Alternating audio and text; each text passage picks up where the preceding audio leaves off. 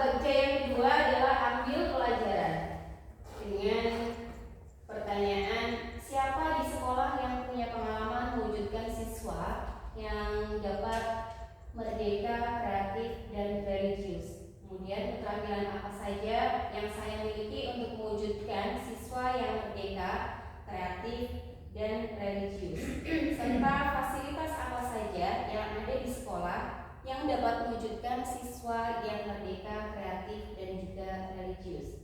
Nah, di sini dapat dilakukan dengan melakukan wawancara atau survei terhadap kepala sekolah, guru, dan juga siswa. Kemudian membuat daftar keterampilan yang dimiliki baik oleh saya maupun oleh siswa. Kemudian mengidentifikasi fasilitas yang ada di sekolah yang dapat mendukung nantinya untuk mewujudkan siswa yang merdeka, kreatif, dan religius. Yang terakhir, membuat daftar aktivitas siswa yang mampu menunjukkan kemerdekaan, kreativitas, dan juga religius. Maaf, ini salah. Yang selanjutnya adalah G. Gali mimpi. Dengan clue atau pertanyaan, apa kebiasaan-kebiasaan baru yang akan timbul jika siswa merdeka, kreatif, dan religius? Apa yang harus dilakukan agar siswa merdeka, kreatif, dan religius? Kemudian apa sumber daya yang dapat dibayangkan dan dipertahankan jika siswa menjadi merdeka, kreatif, dan religius? Nah, di sini dalam menggali mimpi bisa juga dilakukan dengan melakukan survei, membuat daftar kebiasaan yang menunjukkan siswa merdeka, kreatif, dan religius. Kemudian apa yang harus dilakukan agar siswa dapat merdeka, kreatif, dan religius dengan cara merancang pembelajaran yang mampu mewujudkan siswa yang merdeka, kreatif, dan religius. Kemudian untuk pertanyaan yang terakhir, sumber daya apa yang bisa digunakan membuat daftar hal-hal yang dapat dipertahankan untuk dijadikan evaluasi pada tingkat lanjut.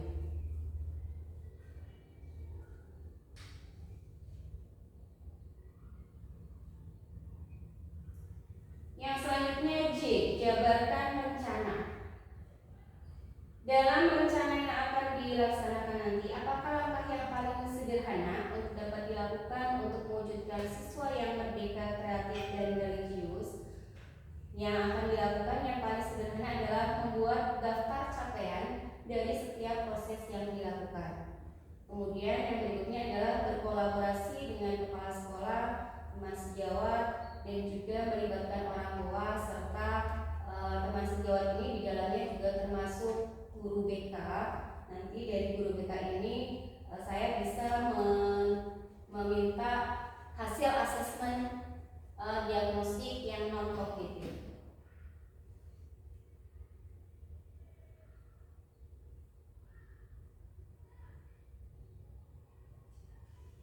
Untuk yang terakhir, atur eksekusi. Siapa yang akan melakukan evaluasi terhadap pembelajaran yang mewujudkan siswa yang merdeka, kreatif, dan religius? Saya akan melibatkan semua unsur yang ada di sekolah, kepala sekolah, guru, siswa, termasuk juga orang tua dalam melakukan evaluasi. Kemudian kapan pembelajaran yang mewujudkan siswa merdeka, kreatif, dan religius akan dilaksanakan? Nantinya akan membuat jadwal pelaksanaan pembelajaran yang akan dilakukan yang dapat mewujudkan siswa yang merdeka, kreatif, serta religius. Demikian presentasi dari saya. Mohon masukan, saran yang membangun untuk visi yang sudah saya buat untuk kepentingan kita bersama. Terima kasih. Assalamualaikum warahmatullahi wabarakatuh. Waalaikumsalam. Terima kasih pada Bu Hilmi yang sudah menyampaikan presentasinya tentang visi dari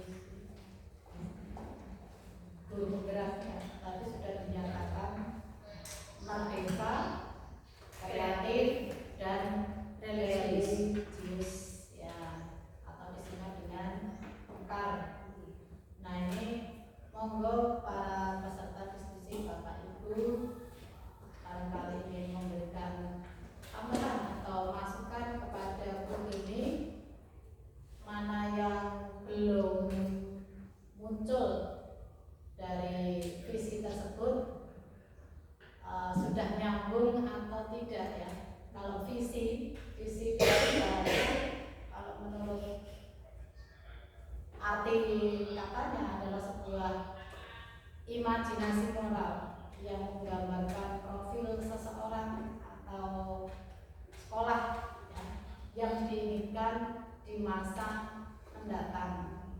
Nah, tadi Bu Hilmi juga sudah merancang visinya, yaitu mekar, ya, merdeka, kreatif, dan religius.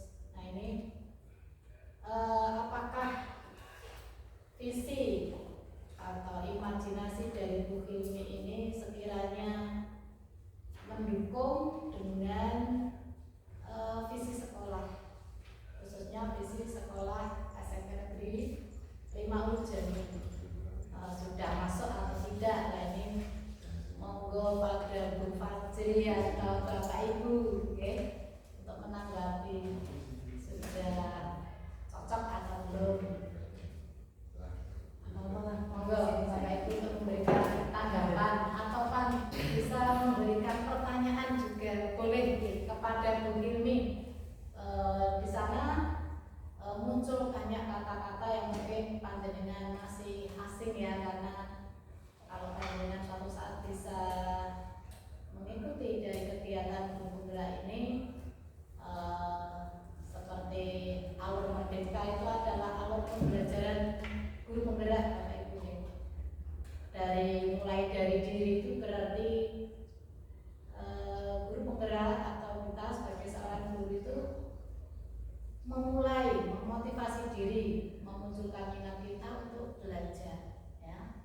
Belajar tentang apa? Kalau hari ini adalah tentang penjabaran visi, maka kita harus aware dulu ya Bu ya, peduli dulu dengan apa yang akan kita bicarakan, yaitu tentang visi. Kemudian eksplorasi konsep, ruang kolaborasi. Ruang kolaborasi itu berarti semacam ruang diskusi, kemudian demonstrasi kontekstual. Monggo silakan ditanyakan. Aku saya berikan kepada para peserta diskusi. Terima kasih Bu Yomi. Ya, sangat luar biasa ini, bagus sekali untuk alur ya, visi yang merdeka, kreatif, dan religius yang diharapkan nanti bisa jadi brandingnya adalah mekar kayak gitu. Kemudian untuk ini hanya saya menanggapi kaitannya dengan merdeka sendiri ya. Kalau dari kreatif, mungkin kalau yang kreatif kan kayak gitu bisa dilihat siswa dapat berkarya seperti itu. Kemudian religius itu juga siswa hanya memiliki nilai-nilai religius seperti itu. Tapi ketika yang merdeka yang mana disampaikan di sini oleh Bu Hilmi, merdeka ini adalah sebuah alur, Bu. Jadi alur. Tapi harapannya atau impian dari visi terus kemudian merdeka ini untuk di anak itu bagaimana kan kayak gitu. Merdeka di sini nanti pewujudannya mungkin bisa terus ke arah mana? Merdekanya itu merdeka yang bagaimana ketika siswa di sini dijadikan visi, kemudian anak SMP Negeri 5 Urjen ini nantinya merdekanya kemana nih kan kayak gitu. Jadi saya kok masih belum menemukan jadi saya sih asik dengan kata-kata ini kan kayak gitu, kata-kata ini. Cuman memang saya kok belum nemu gitu. Barangkali dari teman-teman bisa memberikan masukan ketika kita memakai kata merdeka ini, kata-kata merdeka ini. Oke, kita pakai kata-kata merdeka kan kayak gitu. Tapi merdeka ini, merdekanya yang diangan-angankan ini itu bagaimana kan kayak gitu untuk siswa ini, bagaimana seperti halnya kalau ketika kreatif siswa dapat berkarya sesuai dengan bakat dan minatnya. Indikatornya jelas. Iya, indikatornya jelas kan, indikatornya jelas, maksudnya seperti itu. Karena visi ini mestinya kan akan kita capai paling lama 3 tahun, paling lama 3 tahun untuk kemudian kita lihat kembali visinya ini seberapa jauh kita sudah berhasil. Di tahun pertama mungkin kita bisa mencapai ke siswa yang merdeka, terus kemudian kemudian masuk ke mulai ada kreatif dan religius ya, itu kan ada nanti tahapannya nih. Soalnya kan yang namanya visi kan nanti akhirnya kan kita capai di rencana jangka panjang. iya Visinya. iya visinya kan kita wujudkan iya iya. Nah cara-cara mencapai visi ini nanti kan dijabarkan juga dalam misinya ya lah, itu nanti kan terus kemudian kan terurai lagi ke program jangka pendek, jangka menengah, jangka panjang. Jangka panjang kan 3 tahun gitu, kita jangka 3 tahun itu kita sudah membentuk kayak apa nantinya. Nah ini yang di Merdeka ini tadi Bu, mungkin barangkali dari teman-teman yang lain atau mungkin juga dari Bu Ilmi kan kayak gitu deh. Untuk di Merdeka ini ya indikator Merdeka ini bagaimana gitu. Kalau ini terima kasih Bu Fajri atas tanggapannya. Jadi merdeka di sini kalau kita lihat dari konteks katanya merdeka saja itu bayangannya kita wah bebas. Berarti kalau anak tidak tahu penjabarannya ya arti katanya penjabarannya itu pasti merdeka berarti bebas. Tapi bebas di sini yang saya maksud, yang saya angankan itu bukan bebas yang sebebas-bebasnya, tapi bebas di sini artinya siswa bebas mengeksplor potensi diri Bu. Kalau dulu pembelajaran yang sebelumnya itu kita cenderung lebih banyak guru yang ngasih materi. Jadi kita menerangkan panjang lebar, kemudian siswa mengerjakan soal. Itu berarti metode yang sudah mendarah daging ya, bahkan sudah dari saya kecil sampai sekarang, bahkan anak pun akhirnya tertanam. Kalau tidak diterangkan dulu itu rasanya kok nggak diterangkan sih Bu, kayak gitu jadinya. Nah di sini saya pengennya itu nggak lagi seperti itu. Jadi gimana anak itu bisa mengeksplor pemahamannya sendiri, dimulai dari memang dari pemahaman yang kecil, kemudian dia mengeksplor dengan lebih dalam, dipandu dengan Bapak Ibu guru, dibantu lagi dengan media pembelajaran yang sekarang sudah banyak dimanfaatkan, bisa pakai HP, bisa cari dari YouTube. Jadi ada inisiatif kemerdekaan anak untuk belajar. Nah, juga dengan gaya belajarnya yang masing-masing Bu. Jadi kadang kita dalam mengajar itu sering menyamakan gaya belajar anak-anak. Oh, anak itu berarti kita kasih aja metode demonstrasi semua. Tapi belum tentu anak menikmati metode demonstrasi semua. Atau kita putarkan video, juga belum tentu anak menikmati video yang kita suguhkan. Atau dengan metode yang kita hanya ceramah. Nah, di sini kemerdekaannya biarkan anak itu mengeksplor pemahamannya sesuai dengan minat dan gaya belajar mereka masing-masing. Itu sih menurut saya. Nah, bisa diwujudkan anak dengan dilatih menggunakan alur merdeka tersebut. Iya. Karena memang alur merdeka ini memang sebaiknya kita gunakan di semua kegiatan. Di alur merdeka ini digunakan di semua kegiatan, sehingga ketika visi ini tercapai, merdeka ini tercapai, berarti kalau saya ini siswa mampu merdeka mampu belajar di misinya nanti penjabaran misinya. Saya membayangkan ke itunya Bu. Kalau ke penjabaran divisinya dulu, baru satu kalimatnya panjang itu loh Bu, di merdeka itu loh, kayak di kreatif siswa dapat berkarya sesuai dengan bakat dan minatnya. Di religius siswa memiliki nilai-nilai religius yang beriman, berakhlak mulia, saling menghormati antar pemeluk agama, bahkan mungkin bisa ke arah yang lebih ini ya, selain ke pemeluk agama ya, religius ketika kan dia banyak sekali ya, cakupannya banyak kalau religius. Saya beberapa dulu.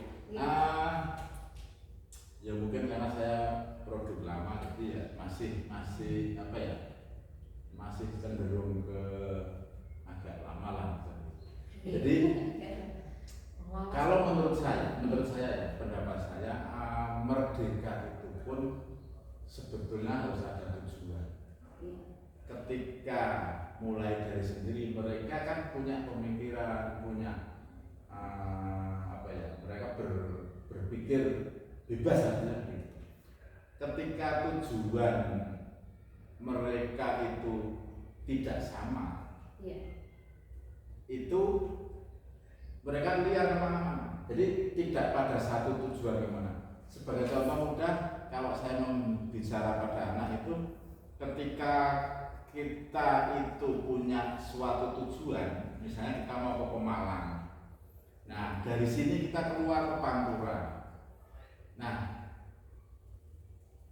dari tujuan awal yang ke Pemalang itu di pertigaan sana anak bingung. Ya. Artinya ketika mereka bingung pun kita akan memberikan arahan, oh kamu harus ke sana. Nah, kalau misalnya mungkin dimaksud di Merdeka itu caranya mau ke sana, caranya mau ke Pemalang. Jadi bukan berarti Merdeka itu secara dengan tujuan masing-masing. Walaupun Merdeka tapi tetap ada tujuan yang harus dicapai. Sehingga kalaupun nanti di visinya ininya, tetapi mau kemananya kan belum sampai ke situ. Sementara di situ masih jalannya itu pakai ini ya gitu, gitu. Tapi kemananya memang belum kelihatan. Terus kemudian dengan Merdeka itu tentu saja yang tujuan ke Pemalang itu katakan bisa ditempuh dalam 1-2 jam. Ini mesti ada yang sudah sampai sana, ada yang ketinggalan, ada yang mungkin masih kebingungan. Nah, ini mungkin di situ peran sekolah atau kita itu ada di situ. Tapi tujuan tetap harus ada. Nah, untuk yang kreatifnya, ya ini yang kreatif ini kok masih kalau kreatif bayangan saya kan istilahnya kan menemukan sesuatu yang baru atau merubah yang ada menjadi sesuatu yang lebih menarik atau lebih beda dengan yang lainnya begitu. Tapi ada hal yang positif. Nah, ketika seperti kreatif ini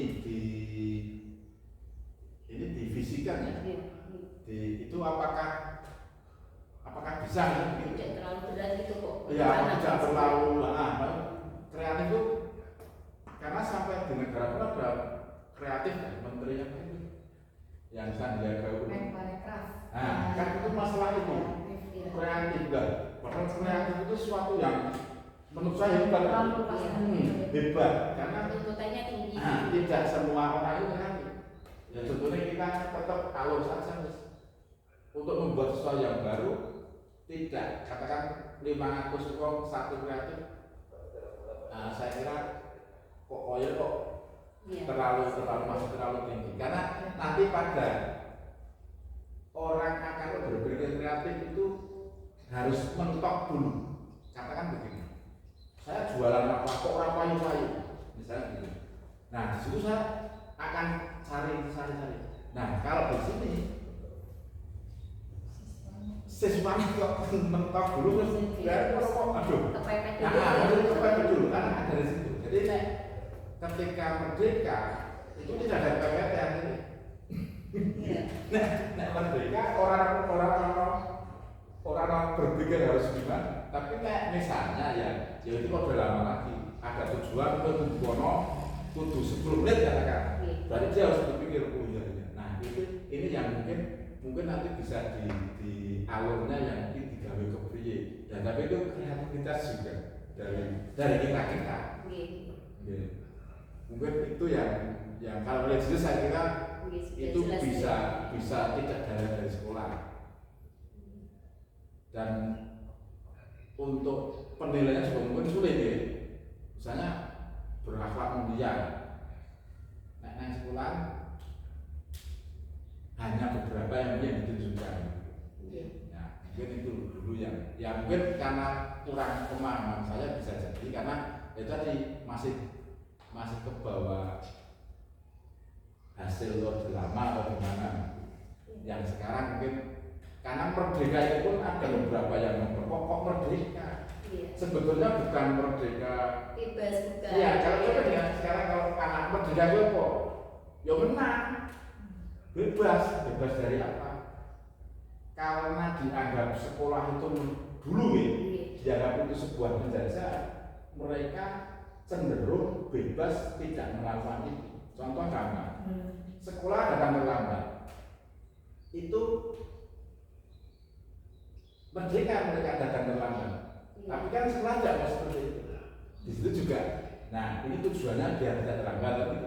Tapi ketika merdeka, ya merdeka kok. Disuruh itu kan sebenarnya tidak merdeka lagi.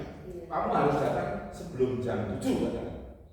Ini kan juga merupakan sebuah bukan kemerdekaan mereka kalau diartikan merdeka itu merdeka yang seperti mereka anggap.